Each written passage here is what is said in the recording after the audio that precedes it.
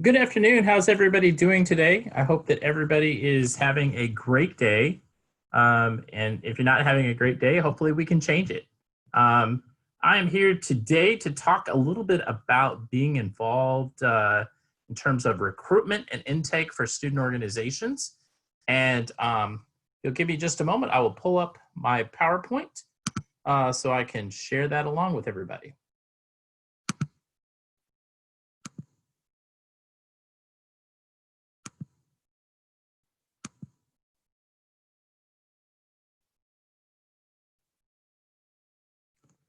Excellent. So our session, this is an ongoing session in our student organization summer impact series. This is the session on recruitment and intake.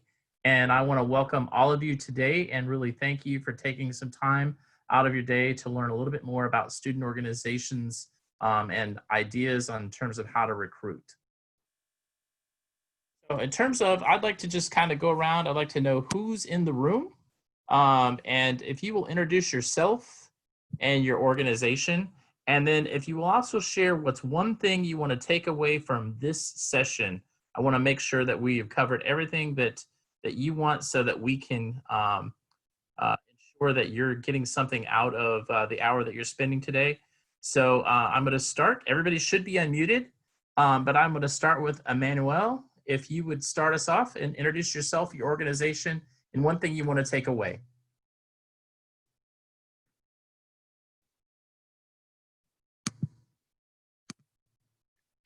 We'll try that again. Try again, Emmanuel.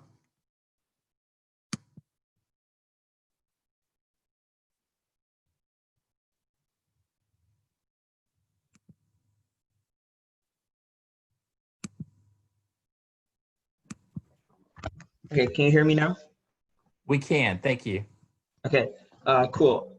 So I'm with Alpha Omega. It's a campus ministry, and we're just kind of what I would really like to take away from this session is, I guess, how we would actually go about recruitment and getting people to know about our organization. Because I'm assuming, like, especially during the fall, it's going to be like mostly online or a hybrid kind of thing, and so it's gonna definitely be hard to meet new people and, I guess, like, reach out to people in UTSA. So that's kind of like what I want to take away is like how we'll actually be able to do that with the new format of the fall. But yeah. Excellent. And now we will go to Bennett Rosen. Hello? Okay.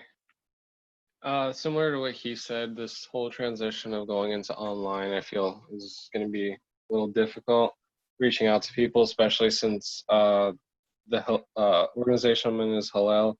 It's a more religious-based, which usually has fewer people. So as hard as it is already, I still want to be able to reach out as much as possible.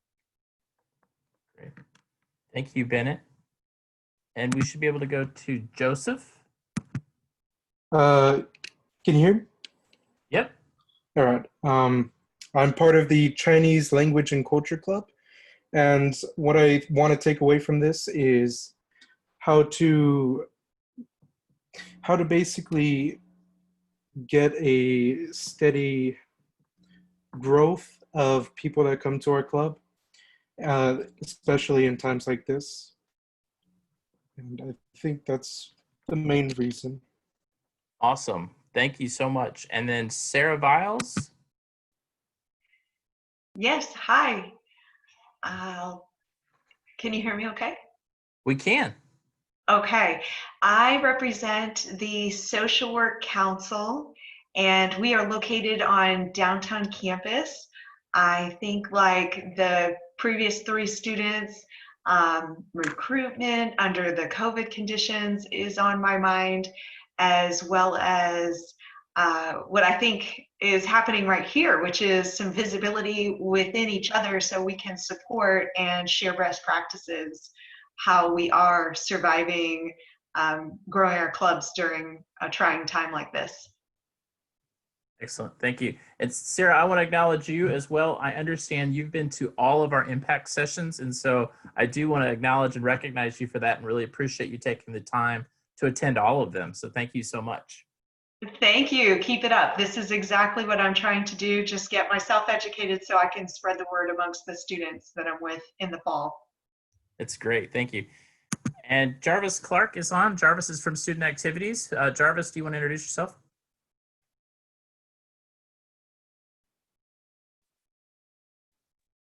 Hello, everyone. Jarvis Clark, one of the Associate Directors in Student Activities. I'm glad you all are here. I'm just kicking back and listening to Barry. Excellent. Super. I believe everybody's muted again. We'll have some times where we'll come in and out on this particular workshop. So again, appreciate everybody for being here. So a small group, but that's okay. We've got all of this information and it's going to be good and you'll be a step ahead. And then we will make this available on our online as well afterwards.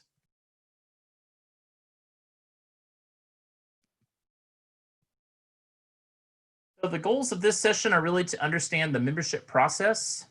They are to develop a plan for membership of your organization. It's to generate some ideas for recruiting members, as well as discuss retaining members, as well as recruiting them. I think a couple of you mentioned kind of a steady growth. And so we'll talk a little bit about the difference between retention and recruitment. We'll talk about that a little bit, but those are the 4 major goals. And I'll make sure that we touch base on the things that you would like as well as we go through. So as we're thinking about our organization and the recruitment process, I really like to think of it as kind of a, if we want to translate it to the real world, we want to look at it as we're looking for a job or we're looking for people. If we think about the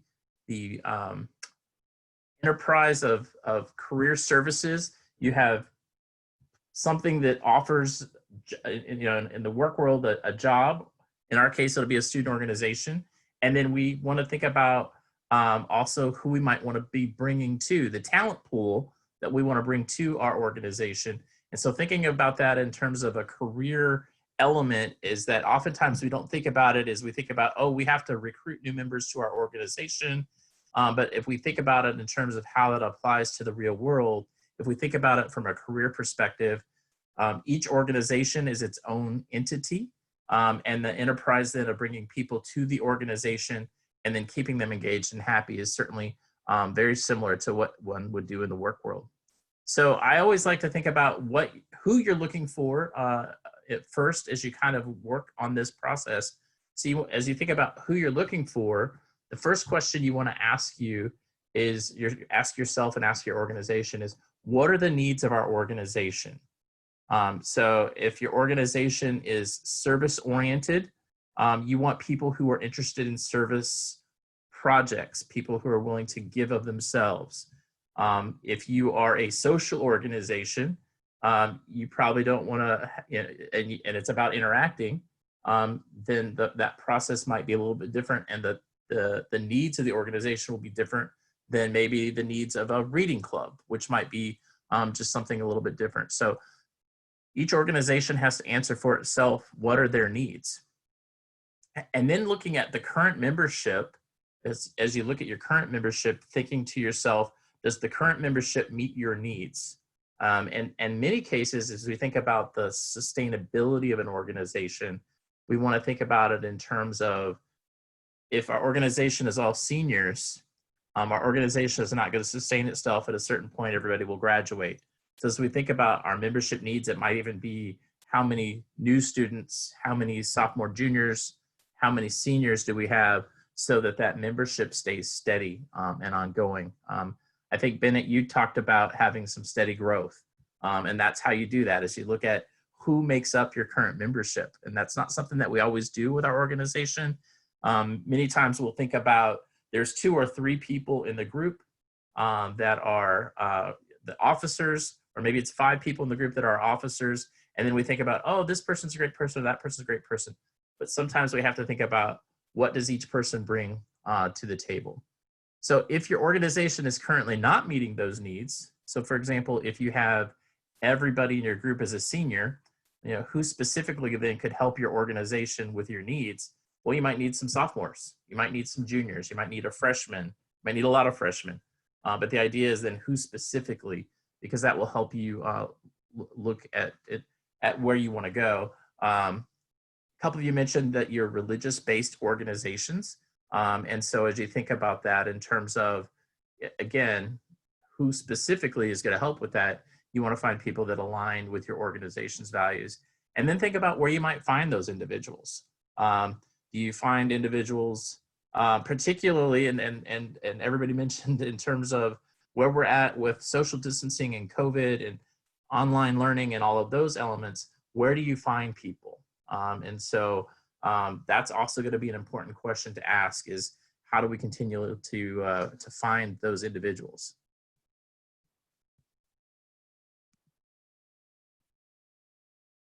As we think about that then, and we look at the membership process, I always like to, you heard me talk earlier about having personal values meeting organizational values. So being able to ensure that the people that you're bringing into your organization, that they have a value system that aligns with your organizational values. So if, let's just say we're looking at the Chinese language and culture organization, whatever the organizational values are, we want to make sure individuals that come to the group are certainly that those are there. So potential members that we're looking at are really only going to know the information that we give them about your organization. And when I say we, I really should say what you give them. So potential members will only know what the organization tells them about the organization. And so it's important that we're as transparent as possible when we describe who we are and what we do. So the best information to give individuals are to ensure that you can share them what your organization's purpose and mission statement are. And that's always good to have that both printed and stated and in action. And you'll hear me talk more about that a little bit later, but the alignment of the written statement, the verbal, what people are saying about your organization, and then how your organization acts as well. You want to be able to share what are the previous successes and achievements that you have in your organization. Give examples of activities the organization usually participates in. So if you're a group that participates in activities as they occur on campus and you're very much a part of those, whether it's Best Fest or we participate in homecoming activities, being able to share where you're contributing back to the university. If we're a part of the social work council, how is that contributing? What sort of elements are we doing to contribute in terms of the activities? And at the downtown campus, what are we participating in? Tell them the plans for your future. What are you planning to do as you think about the future of your organization? What are your hopes and dreams for the organization? And if you've got a 5-year plan or a 2-year plan, even better. Be able to talk to them about what the expectations of membership or the requirements of membership are. So if there is a $20 due that people have to pay to be a part of the organization, let them know that there's a requirement to pay $20 to be a part of the organization. If the organization is free, then you say, it's a free membership, but we expect everybody to attend all the meetings, or we expect everybody to attend most of the meetings. So being able to look at that. And then also being able to think about what are the membership benefits? What are you going to get out of being a member of the organization, and being able to share what those might be. So what I'd like to do is I'm going to open up the channels again here, and it doesn't allow me to unmute everybody at once, at least as I'm looking at. So if you want to do a raise your hand, I'll unmute you, but I'd like to see if you could share some examples where you have seen an organization's congruence or incongruence, where the organizational values are one thing and the organizational activities are something different. And those are probably examples that you've seen on campus. And I don't want you to use the name of the organization. I want you to just talk about some examples, if you will. So I'm going to pause, and if you will raise your hand, I will be able to see if you want to contribute here.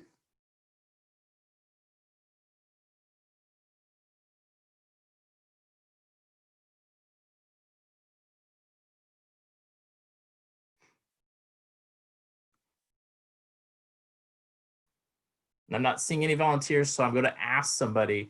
Bennett, would you be willing to share on campus a situation where you've seen the organizational values and the organizational activities not align? Well, with me, a majority of the organizations I've seen, they've align pretty well with their values. There was a couple where I would join their group me, and hearing what they talk about in the group me versus some activities they would go to, they get very political, but then they're very neutral once they actually group up together. So some of the values are lost in the group conversations over the phone, but when they meet together, it's a neutral situation. Nothing too bad though. No, that's great. That's a good example. The organization is doing one thing and they say they're one thing, and then you get in their group me for the organization, and everybody is very different on the group me than they are in the stated value. Very good. Thank you very much for sharing. Are there any other examples that somebody would like to share?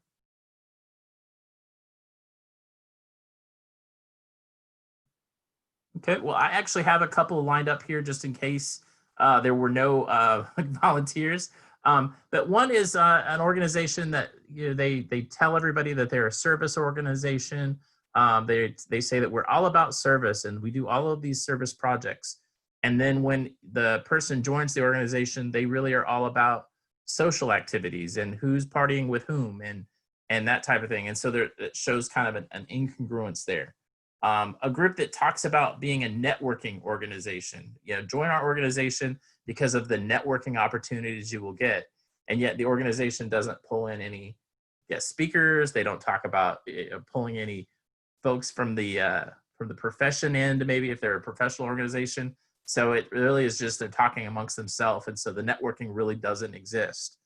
Or a third example is a group that talks about grades are really important to us. We think grades are so important, and yet the GPAs of the individual members in the group do not reflect that grades are important. And so being able to you may not be able to get all of those answers, but if you look at the organization, you'll know what it offers. And the reality is that what others see you do is who or what your organization is. So if people see you and you're, I'm going to use the term partying all the time, then that is what people will W as is, oh, that's a group that parties all the time. And if you're doing service, then you're doing service So what you do is really who you are in terms of that. So thank you very much. I love this quote from Roy Disney, who said, it's not hard to make decisions once you know what your values are. And so I think even when people join organizations, it's really not hard for them to make a decision about joining or not joining your organization when they know what your organizational values are. So what we want to be able to do is to create a recruitment plan. We want to make sure that our star shines to the people that need to see it. And so again, we want to identify the who, the what, the when, the where, and the how. So first and foremost, who are you trying to reach? Are there specific students that you're looking to recruit? If grades are important and you've got a group where people are struggling academically, maybe the people that we need to recruit are those that are doing exceptionally well in our classes. If we want to if intramural sports are important to us and we want to win the intramural championship in softball and we are not super great, maybe we would look for some softball players to help our organization. So again, it's who are the specific students that we're trying to recruit? Thinking about what our goal is there a specific number of individual that we want to recruit? I would always encourage us to think about quality membership versus quantity, but at certain times you may realize that we have to have, for example, 5 members to be an organization at UTSA. So you want to at least be able to maintain, you would have those 5 members. When you start recruitment, or when will you start recruitment? Recruiting new members should be a year-round goal. It's something that we should be doing all the time. So as you're thinking about that, even in April, you can be recruiting. Remember, I said that what you do is who you are. And so if people see you in April not doing anything and not participating in stuff, then they say, oh, that group doesn't really exist in April, as an example. And then think about where you might recruit. So are you going to recruit campus wide, or are you trying to target a specific group in your recruitment? So that changes kind of where the recruitment happens. Again, how will you stand out amongst other organizations to new recruits? A good idea is to talk to current members to see what attracted them to the organization. Perhaps they can give ideas how to reach others like them. So we were just saying to your membership, why did you join our organization? And even asking the tougher question of, has the organization lived up to what we said we would do? Because what that will do is it will let you know where you're at. But that becomes I said your brand. If we were Nike or Adidas or Coke or Pepsi or any other brands that we can think of, all of those things that permeate who we are becomes our brand. So as we think about, I will tell you my research, and all these references are here, but as I was putting this together, I came across this concept called the Grape Principle. And it talked about the 5 reasons why people typically join organizations are in this acronym called GRAPE. So the first one of those is growth. How can the organization help me grow as an individual? Is it something that's going to challenge me? Is it going to teach me new things? Is it going to, for example, I know individuals that have been very to themselves, much more introverted, and they join a group because they want to become more extroverted. And so then that growth happens. Or maybe somebody who's really extroverted and they're trying to tone themselves down a little bit. Joining a group can certainly help with that. People will join groups for recognition. Something that if you're a part of some professional organizations in particular, the recognition of being a part of that organization in some fields, for example, in the public relations world, if you're a part of PRSSA, that recognition is really important in the public relations world. And so people will join it because of the recognition. They also will join groups for achievement, being able to say that they accomplished a certain element, or they helped start something, or they helped build something. So the challenge of having an achievement is very, very important as well.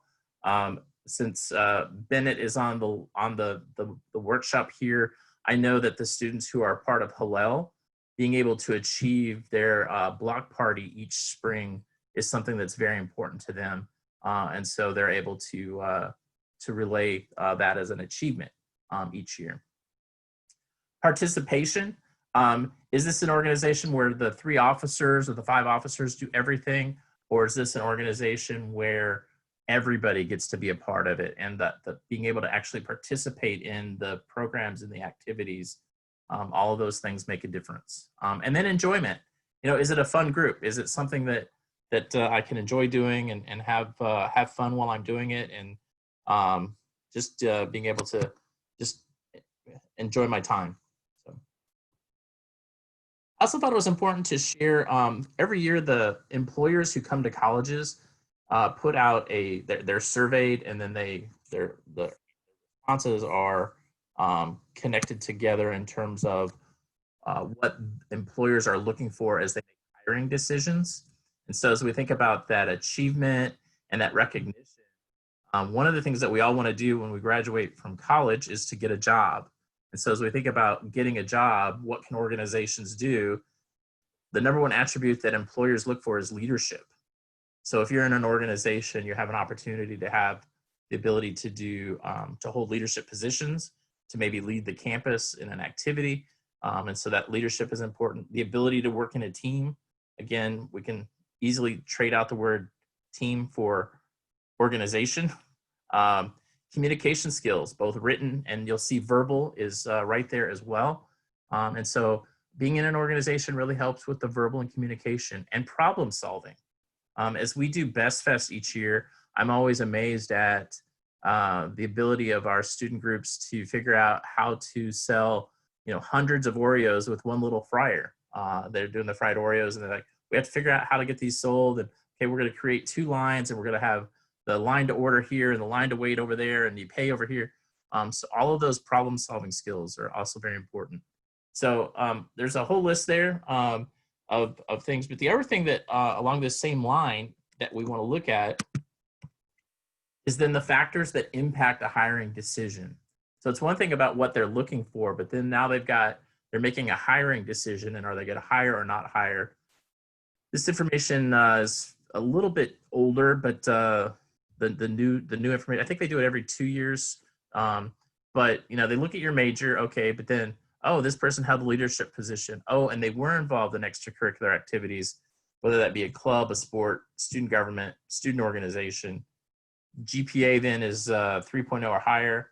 And so you can see that is the number 3, being involved in a group is the number 3 thing that impacts a hiring decision.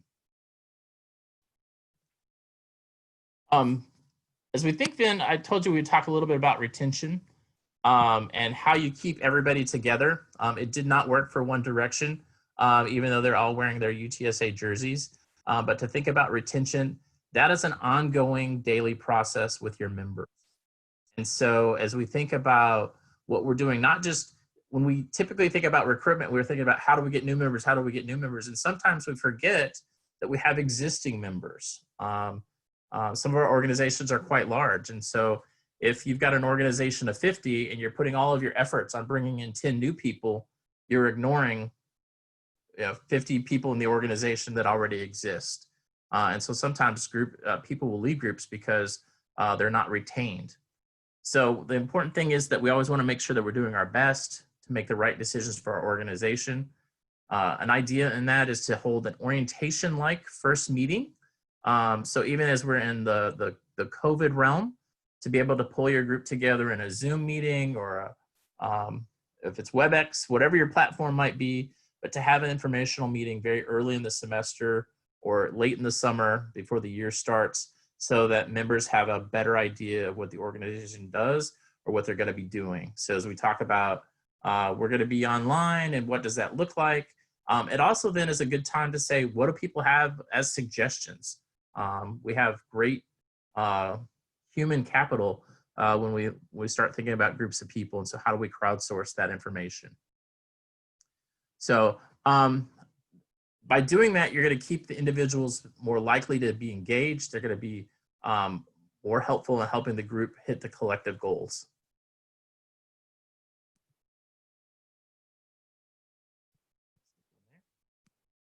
So the other thing is that it's important is to give members responsibility. One, executive board members cannot do everything, and they shouldn't have to. I've worked with lots and lots of organizations over my time, and I always hear, oh, I've got so much to do. You can hear from the president or you hear from an officer. I just don't know how I'm going to get all of these things done. And they're with an organization of 30 people. And I often say, have you asked anybody in your organization? And sometimes I'll hear, oh, I didn't think about that. Sometimes I'll hear, oh, I think it's just easier to do it myself. Or sometimes I'll hear, no, they're not able to do it. I have to do this. And so you really have to look at that, but use your resources, your members in areas where they'll be most helpful and productive. Give those members a reason to stay in the organization and feel proud of the work that they're doing. Provide positive reinforcements. Let members know when they've done a great job. Recognize them in some way, either with a simple thank you or with an award. I know that groups will sometimes come together, even in terms of who got an A on a test. It's like, if you got an A on a test, stand up. Let's give them all an applause. Good job on making a great grade, because we're students first and we're part of an organization second. So put on events that do not involve the work of your organization does. So have a retreat or a fun event where members can get to know one another, or also attend events on campus as a group. So nobody really has to do it. Everybody just goes. So if it's at a basketball game in the Convocation Center, or if it is a volleyball game in the Convocation Center, or it's an activity that Student Activities is putting on, again, all you have to do is go. And sometimes those are not well attended.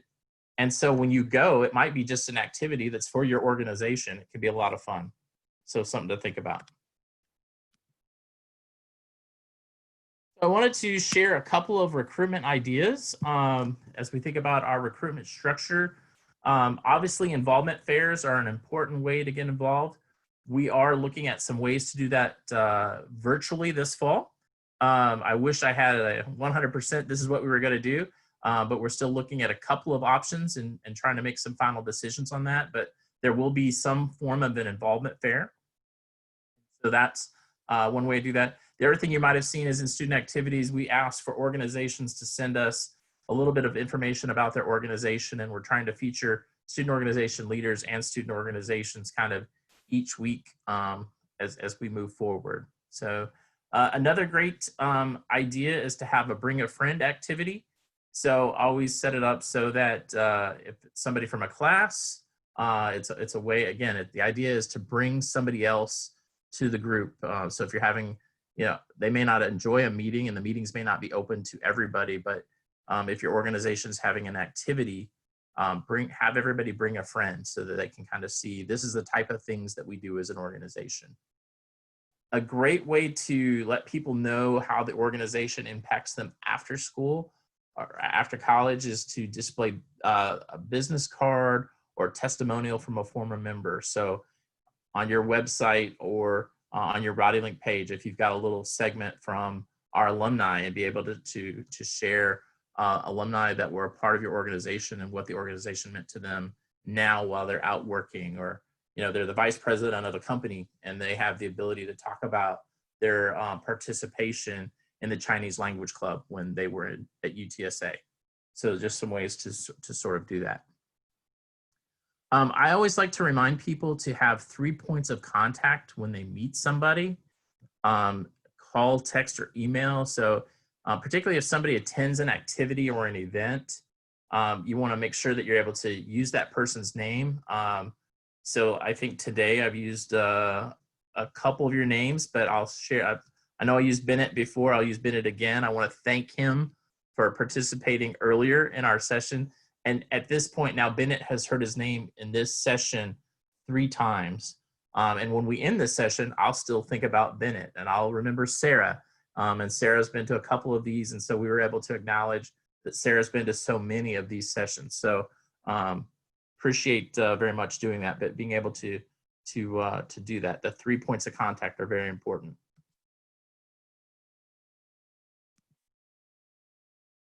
Again, I'm using some more analogies of the employment element.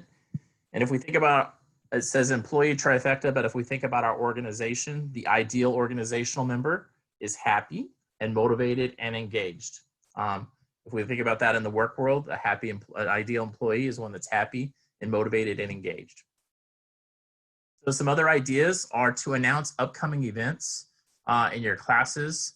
Even if we're meeting virtually, there's the opportunity to hopefully have that 5 or so minutes before class starts, or a few minutes just, or maybe even ask the instructor if there's an ability to make an announcement to the group.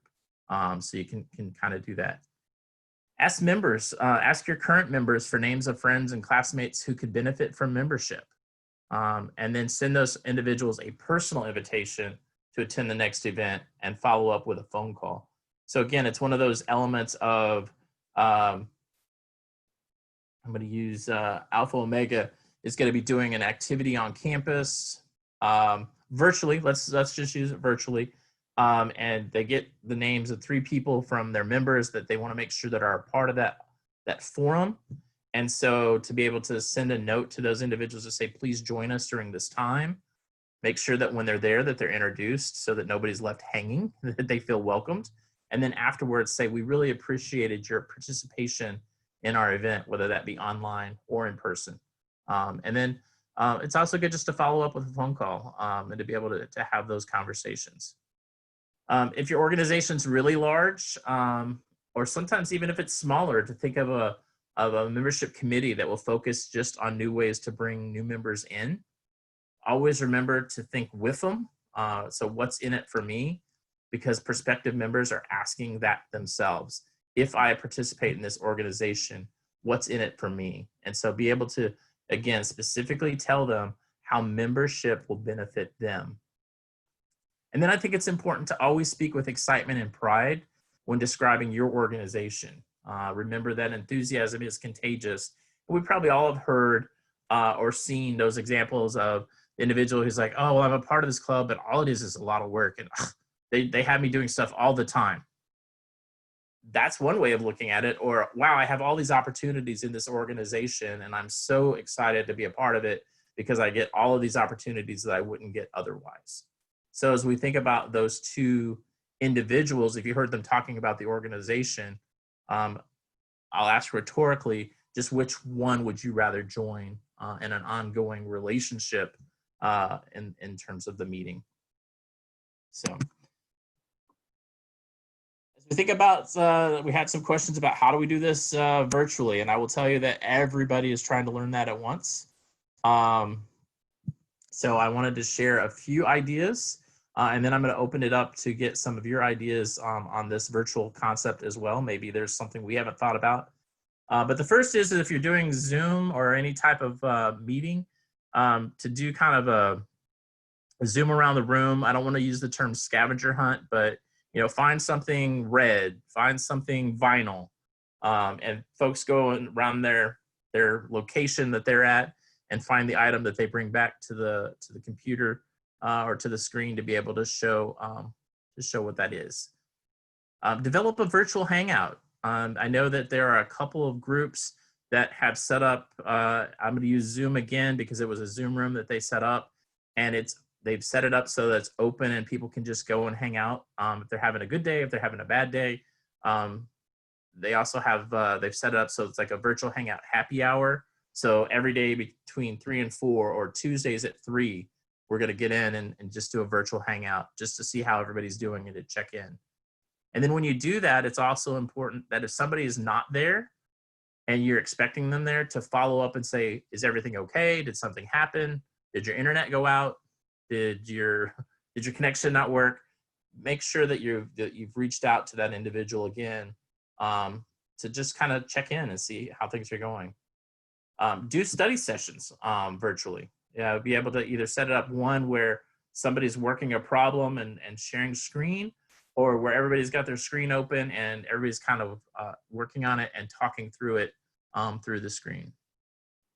Setting up watch parties, whether that be through Facebook or Netflix has the ability to do that, but be able to kind of do a watch party and to have a conversation afterwards. There are some escape room activities that you can to do virtually. Usually there is a cost associated with those. However, I do want to share that student activities, and if you haven't seen it in social media, it'll be coming out, that on July 29th at 5:00 p.m. and on July 30th at 7:00 p.m., there's going to be a virtual escape room that Student Activities is doing. This is a national company. They do these virtual escape rooms all over multiple college campuses.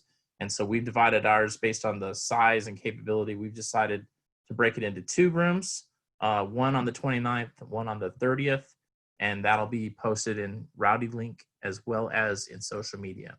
So check that out. And again, that's one of those things that you could take your officers to. We had a magician, I want to say 3 weeks ago, and it was a good turnout, but there were a group could have come and kind of made that their own experience based on the attendance. So we want to make sure that we're including and inviting people to those. Attend virtual programs as offered by Student Activities and UTSA, offering all kinds of things all over the university. I think that will continue. And so when those programs are offered, do your best to attend them because, again, it's an opportunity to engage. It's a great way. I have found in the social distancing stuff and to doing everything remotely that if you're doing everything the same every day, and you say, let's do a virtual hangout, you get into the hangout and you're like, well, what'd you do? Well, I woke up and I looked at my screen and I looked at my screen some more and end of conversation. Whereas if you do a program that's offered, you can say, oh, you know what? I went to this program that was offered and it gave me the ability to do this, this, and this, or I learned these things. It just helps kind of generate some conversation and helps out some of those other activities as well. We have a document called 50 Ways to Virtually Engage. I will make sure that I send that out to everybody electronically after this session. So we've got you RSVP'd, so we have your attendance stuff there. So we'll send it directly to you, but there's a document called 50 Ways to Virtually Engage Your Organization, and it's other things like this that you can kind of do those things. I think the most important thing to do remotely is to make a connection. It's going to be up to you and your organizational members to make those connections, and to remember that follow-up is the key. So if we do this session and we kind of go about our way, you don't ever have to necessarily hear from me. But if I were trying to recruit you to student activities, one of the things that I would make sure that I do is that I would send you a personal note afterwards to say, hey, Bennett, Joseph, Sarah, Manuel, thank you very much for attending this session. We really appreciated it. Your ideas were great. Thanks for coming. And then the next time we came out with another element, I would follow it up again. And again, that's just about making the connection and doing the work. So I want to stop and I want to see if you have any ideas or suggestions based on anything you've heard. Maybe I've sparked an idea. So any ideas?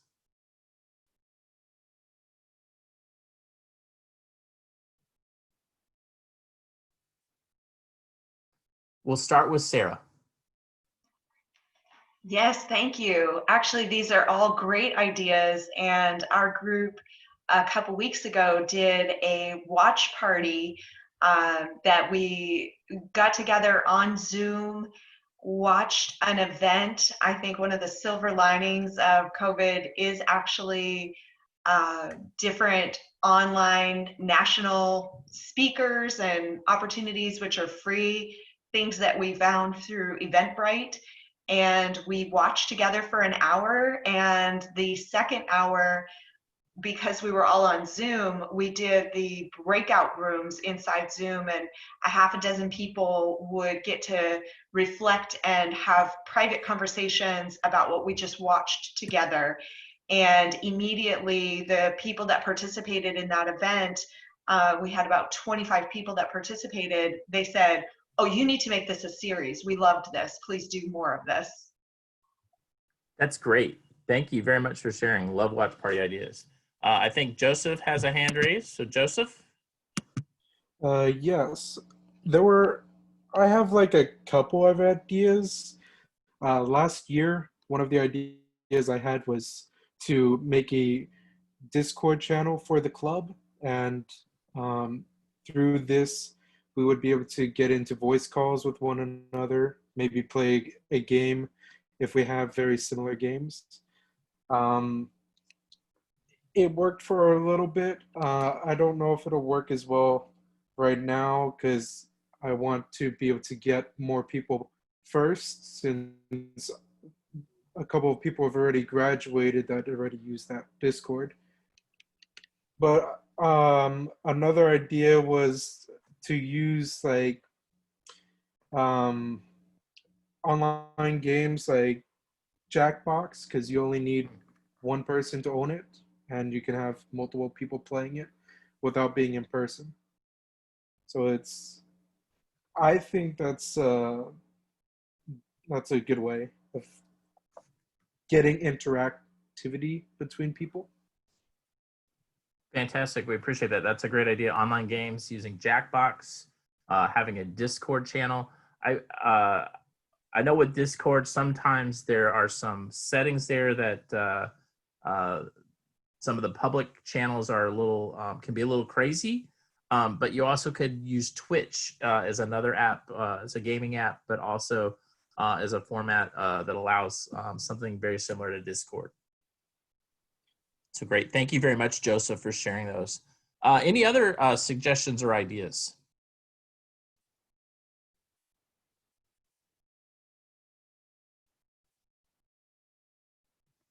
Okay, well, I'm going to continue forward here.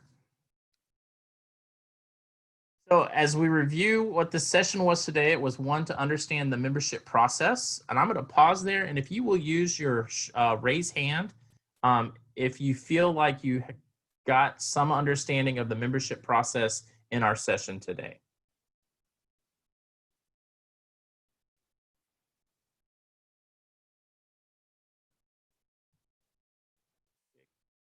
Great, thank you for those who participated in that. And then what about those that felt like they could go and develop a plan of membership for their organization, just by show of hands?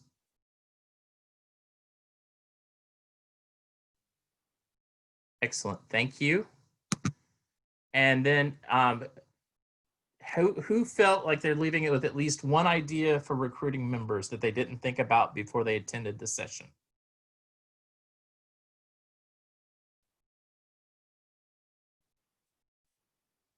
Excellent, thank you. And then do you feel like we discussed retaining members as well as recruiting them? If the answer is yes, raise your hand.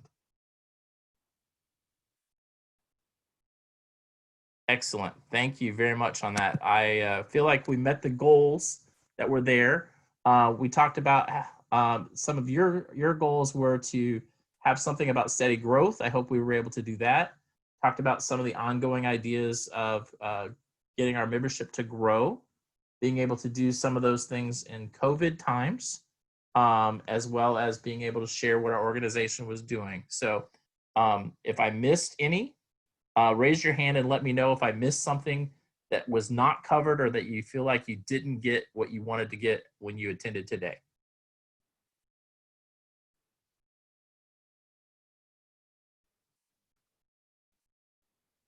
Okay, if you didn't feel like you got something, if there's still a lingering question, I'm going to go right here to what are your questions and what are the things that are still in your mind that I could help with or that our group might be able to help with while we're here today. And Emmanuel, you have a hand raised, so I'll go with you first. Okay. Yeah. I mean, I didn't like get like a bunch of these, like, so for example, like the virtual involvement fair. I thought that was a pretty cool idea, and like, I mean, some things we've even thought about is like maybe even using GroupMe and that kind of thing. But so like before, like in previous semesters, the biggest way we used to reach out was we used to meet people on campus, we used to table and all those kind of things, and it was like easier to meet people and share about our faith and that kind of stuff. So, but like now with it being like mostly like an online semester, and even then being like, even if there are people on campus, still gonna be like there's COVID out there, so you're not really like walk up to someone and introduce yourself, you know? So what are ways like we could possibly like reach out? Because are there like any opportunities to do virtual tabling or any other kind of way where we could like meet new people?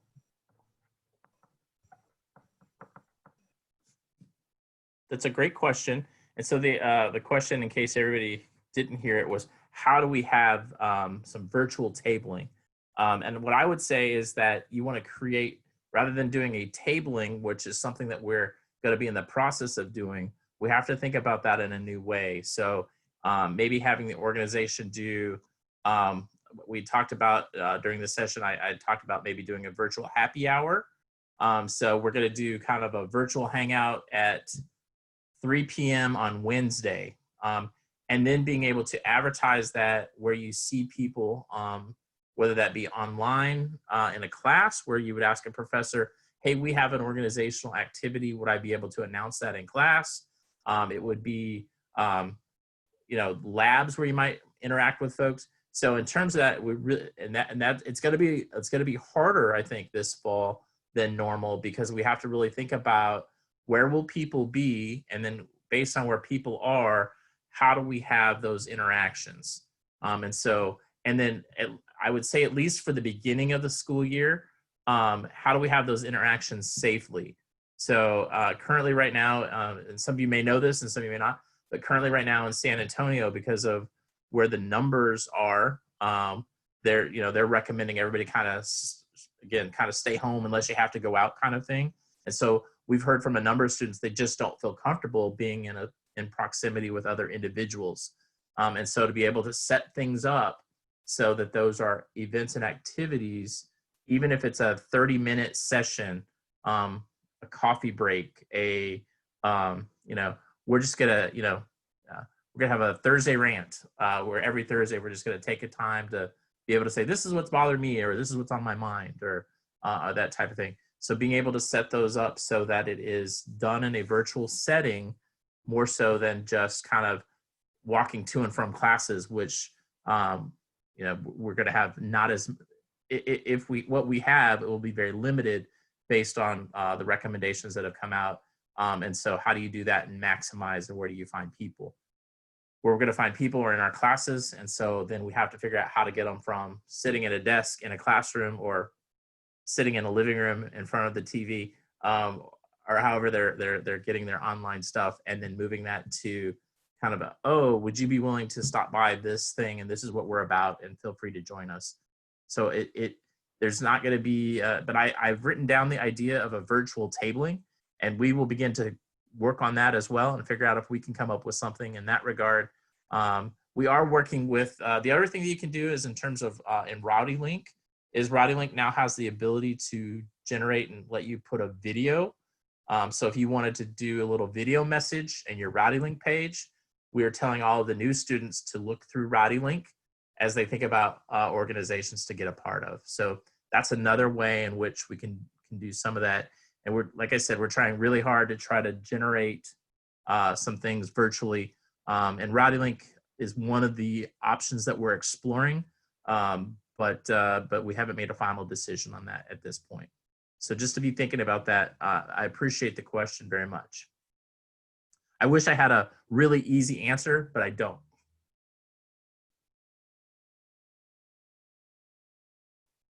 Any other questions?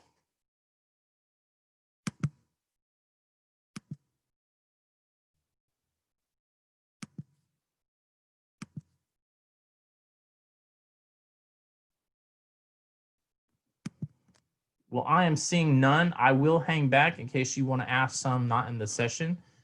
Here is my contact information. Feel free to email me directly if you have questions. You can also email getinvolved@utsa.edu. That is our general account, and we have staff that monitor that all the time. I'm happy, again, I'm going to stay here just a little bit. And if you have any questions, we can take those one-on-one, but thank you very much for giving me an hour of your day, or just about an hour, and I hope you have a great rest of your day. Thanks so much.